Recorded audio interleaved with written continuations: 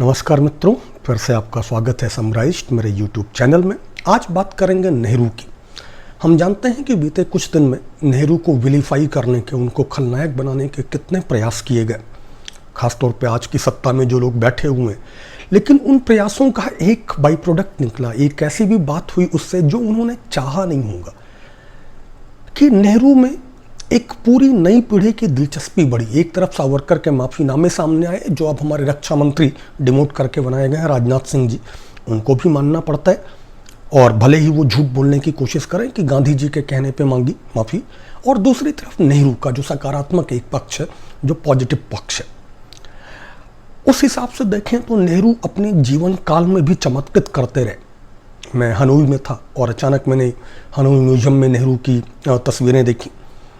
मैं लाओस में था, लाओस में मैंने नेहरू की तस्वीरें देखी, और तब मुझे याद आया जब मैंने ढूंढा कि फ्रेंच और पहले वियतनाम में जो कम्युनिस्ट हो ची मिन्ह के नेतृत्व में जो वियतकॉन्ग्स थे, जो लड़ रहे थे वियतमिन से, उनके बीच जो ट्रांजिशन ऑफ पावर है उसके निगरानी भारत कर रहा था 1952 में, कोरिया में भी।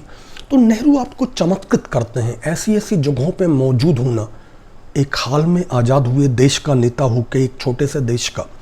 और अब जब नेहरू नहीं है, करीब 60 साल पहले नहीं रहे, 1962 में उनकी मृत्यु हुई, 59 साल हो गए, तो आज उनका जो प्रेत है, ghost, the ghost of Nehru, वो हमारे सत्ता में बैठे सत्ताधीशों की आंखों में गड़ता है, उनकी नींदों में गड़ता है, उनके सपनों में चुभता है। अपनी मृत्यु के पूरे 59 साल बाद नेहरू जी, अगर उनकी माने, तो उनको काम नहीं करने देते हैं।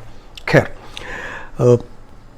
अगर हम इसको देखें कि एक नेहरू का प्रेत, एक मॉडर्न सेकुलर पंथ निरपेक्ष व्यक्ति, एक यूटोपियन स्वप्नदर्शी, जिसने एक आधुनिक समाजवादी देश भारत की भूमिका रखी। कितना बन पाया कितना नहीं वो दूसरी बात है, लेकिन हम देख रहे हैं कि हमारे यहाँ तख्ता पलट नहीं हुए।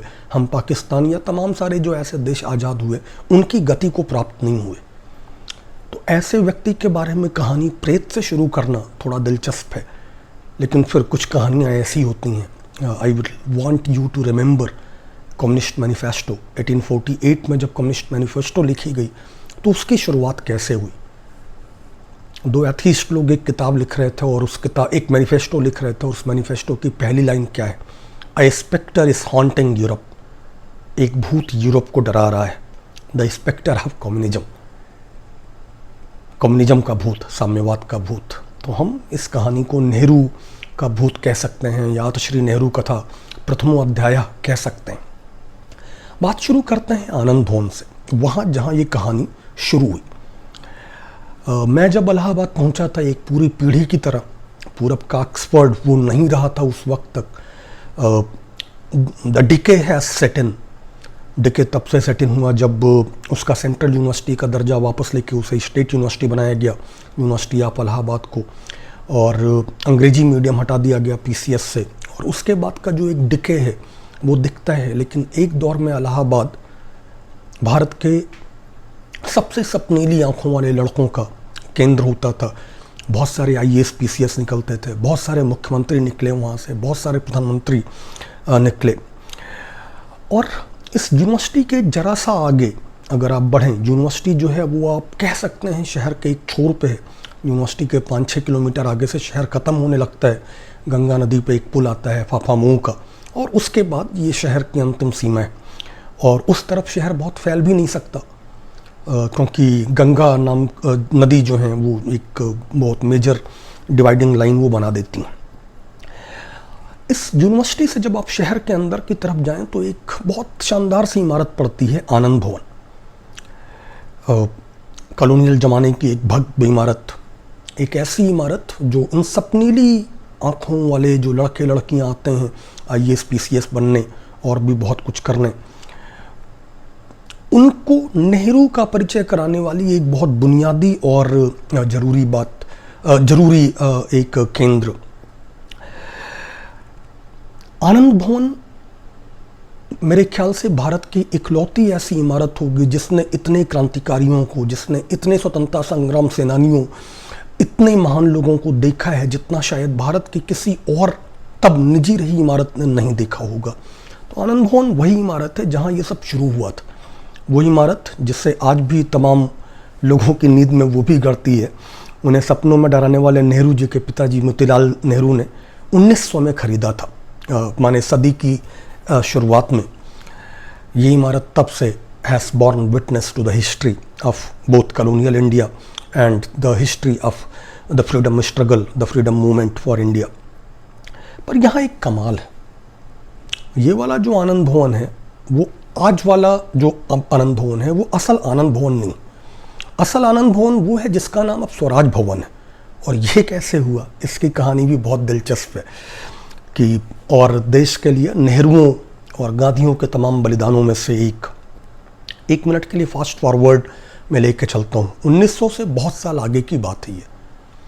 तब जब नेहरू जी वकालत की पढ़ाई करके वापस चले आए थे, वकालत वगैरह में खैर मन लगता नहीं था, गांधी के शिष्य हो गए थे। और तब उनके पिता और उस जमाने के बेहद सफल वकील मोतीलाल नेहरू ने एक दिन उनको किसी अपने मित्र से ये कहते हुए सुना कि जब पिताजी चले जाएंगे, when मोतीलाल नेहरू जी इस नो मोर, जब उनकी मृत्यु हो जाएगी, तो ये आनंद भवन मैं देश को दे दूंगा, देश के लिए दान कर दूंगा। तो मोतीलाल जी ठाका लगा कि हाँ से कमाई उनकी बहुत थी, बहुत सफल बैरिस्टर थे। उन्होंने कहा, यार इतनी छोटी सी बात के लिए मेरे मरने का इंतजार क्यों करोगे, मैं अभी देश के लिए दे देता हूँ। और इस प्रकार आनंद भवन कांग्रेस को पहले और फिर देश को दान में दिया गया। बगल वाला जो घर खरीदा उसका नाम आनंद भवन कैसे पड़ा, उसका नाम फिर आनंद भवन रखा, वो कैसे खरीदा उसकी भी कहानी बहुत दिलचस्प है, अब वो भी आएगी। पर अभी पहले फास्ट रिवाइंड, फिर वापस आते हैं।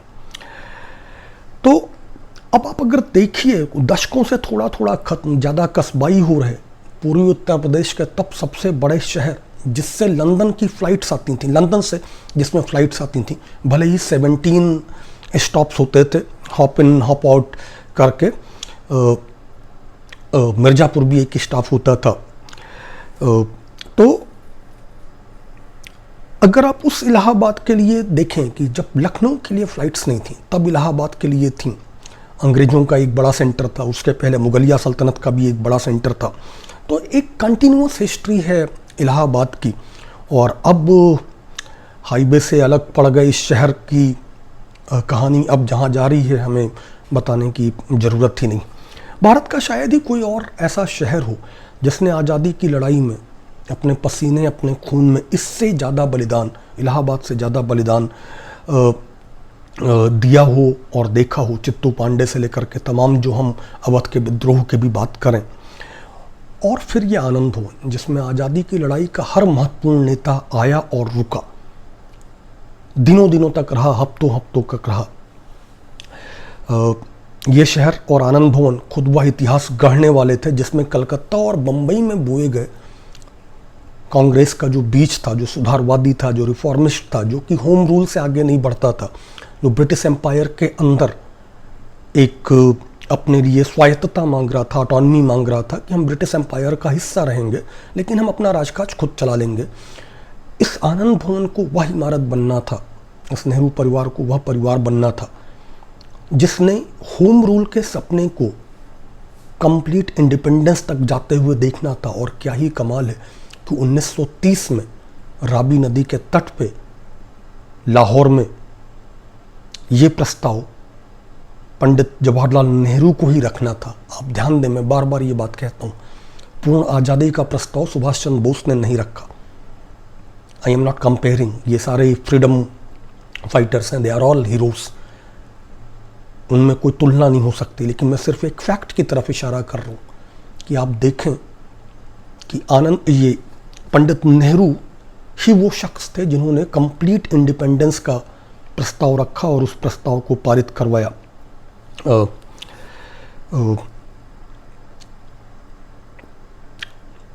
तो उस हिसाब से देखें तो जो नेहरू का जीवन है, तमाम ऐसे क्रांतिकारियों, हाँ सरदार पटेल ने नहीं रखा, सुभाष चंद्र बोस ने नहीं रखा, और भी किसी ने नहीं रखा।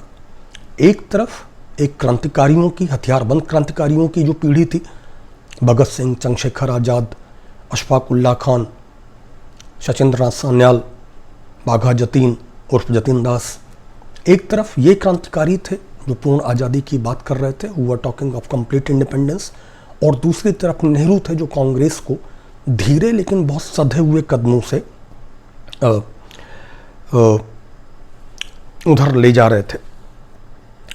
नेहरू जी का जीवन, मैंने जैसे कि अभी कहा था कि नेहरू का प्रेत, उनका जीवन विरोधाभासों की कहानी है, स्टोरी ऑफ कंट्राडिक्शंस। और ये कंट्राडिक्शन शुरू होते हैं उनके खुद के जीवन से, जिसका ना उनके अपने जन्म की कहानी से, नॉट जीवन, the story of how he was born. और इसका उन्होंने कभी खंडन किया और ना समर्थन, ना नेहरू जी ने, ना मोतीलाल जी ने, ना और दोनों जो इस कहानी के हीरोज हैं उन्होंने। मोतीलाल जी के पहले ही औलाद नहीं थे नेहरू जी, उनके पहले उनके भाई की मृत्यु हुई अचानक, और भाई की मृत्यु के बाद उनका जो पहला बेटा हुआ उसकी भी मृत्यु हो गई बहुत जल्दी, इन्फेंट ही था वो जब नहीं रहे। और इससे टूटे हुए मोतीलाल नेहरू जी एक योगी से मिलने ऋषिकेश गए उनका आशीर्वाद लेने। और यहाँ पे ध्यान दीजिएगा, उनके साथ गए पंडित मदन मोहन मालवीय और पंडित दीनदयाल शास्त्री। हिंदुत्व वालों को इससे सदमा लगता है, वो बार बार नेहरू को गयासुद्दीन गाजी और क्या क्या साबित करने की कोशिश में रहते हैं। खैर, मालवीय जी ने, बनारस हिंदू यूनिवर्सिटी के संस्थापक महामना मदन मोहन मालवीय जी ने योगी जी को अपने आने की कहानी बताई कि नेहरू जी क्यों आए हैं। ऋषि ने देखा और बड़े दुख से बोले कि मोतीलाल के भाग्य में पुत्र नहीं। मोतीलाल नेहरू जी की तो दुनिया ही भरभरा के टूट पड़ी, स्तब्ध और दुखी। पर जब दीनदयाल शास्त्री जी ने योगी जी से प्रार्थना की और याद दिलाया कि शास्त्रों में ऐसा कुछ नहीं है जिसे बदला ना जा सके और उनके जैसे सिद्ध योगी ना बदल सकें, योगी बाबा मान गए और मोतीलाल जी को पुत्र प्राप्ति का आशीर्वाद दिया। मोतीलाल जी ने जब धन्यवाद देने की कोशिश की तो उन्होंने मना कर दिया, बीच में काट के बोले कि उन्होंने इस आशीर्वाद से इस पूरे जन्म में जो उनकी तपस्या थी उससे संचित सारे फल गंवा दिए हैं, सारा पुण्य गंवा दिया है। ये माना जाता है कि इस आशीर्वाद के ठीक 10 महीने बाद 14 नवंबर 1889 को नेहरू जी का जन्म हुआ। बोलते हैं, कुछ लोग मानते हैं कि नेहरू उन्हीं योगी बाबा का अवतार थे। जीवन भर साइंटिफिक टेम्पर की बात करने वाला एंड ऑलमोस्ट एन अथीस्ट, एक नास्तिक, कभी वैज्ञानिक चेतना से समझौता ना करने वाला, धर्मनिरपेक्ष, पंथ निरपेक्ष, नेहरू के जीवन की शुरुआत की कहानी अद्भुत है। अद्भुत तो खैर उन मोतीलाल नेहरू का उन योगी बाबा से आशीर्वाद लेने भी जाना है। खुद मोतीलाल नेहरू जी जो मॉडर्निटी के प्रबल समर्थक थे और धर्म को निजी जीवन का हिस्सा मानते थे, उन मोतीलाल नेहरू का जब विदेश गए, और उस जमाने में विदेश जाना पाप माना जाता था, और जब वो वापस आए तो उन्होंने शुद्धिकरण करने से इनकार कर दिया और धर्मभीरू शिष्टतावादियों द्वारा धर्म से बाहर कर दिए गए, पर फिर भी अपना फैसला नहीं बदला। नेहरू की कहानी शुरू हो चुकी है, फिर उसे कभी खत्म नहीं होना था, ना जीवन में ना मौत के 59 साल बाद। Not in his life, not a full 59 years after his death. Yogi ji का अवतार हूँ या जो भी, नेहरू जी का प्रेत, जैसे कि मैंने शुरू कहा था,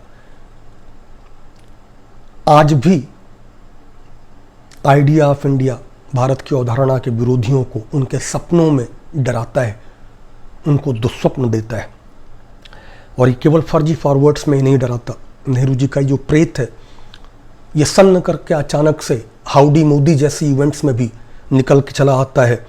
जब ट्रंप के कार्यक्रम में अचानक से सीनेट के मेजॉरिटी पार्टी लीडर स्टेनी हॉयर जब बोल देते हैं कि मोदी जी आपका स्वागत है, आप नेहरू और गांधी के देश से आए। Modi ji, I welcome you, you have come from the lands of the Nehru and Gandhi. अथ श्री नेहरू कथा प्रथमो अध्याय, ये शुरुआत है और अब ये शुरुआत चलती रहेगी। नेहरू के जीवन को बोथ द वीडियो लॉग और लिख के मैं दोनों तरफ आपको ले चलूँगा। फिर मिलते हैं।